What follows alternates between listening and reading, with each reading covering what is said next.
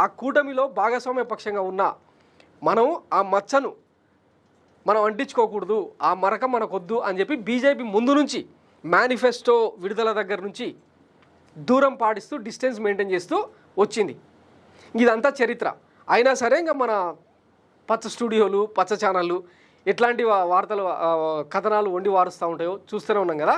ఇదంతా ఓ చరిత్ర. ఇంకా దీన్ని చూసుకొని దీని తర్వాతనన్నా మన పతార ఏంది, మన ప్రయారిటీ ఏంది తెలిసి అడుగులు వేస్తే బాగుంటుంది. వాస్తవానికి అంటే కూలిపోవడానికి కూడా సిద్ధమే అని చెప్పి గతంలో మోడీ సర్కారు ఆర్ఎస్ఎస్ ముఖ్యులకు చెప్పినట్టు వార్తలు వచ్చినాయి.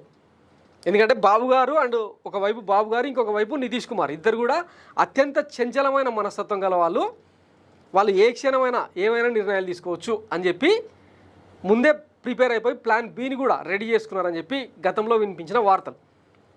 సో ఇట్లాంటి అంటే దెబ్బలు గట్టి నిలబెట్టి జాకిలు పెట్టి లేపే ప్రభుత్వం మనకు వద్దని చెప్పి ఆర్ఎస్ఎస్ ముఖ్యులు చెప్పిన నేపథ్యంలో దేనికైనా రెడీ అని చెప్పి మోడీ సర్కార్, మోడీ అండ్ అమిత్ షా ద్వయం అప్పుడే చేతులు ఎత్తేసారని చెప్పి కూడా గతంలో వార్తలు వచ్చినాయి.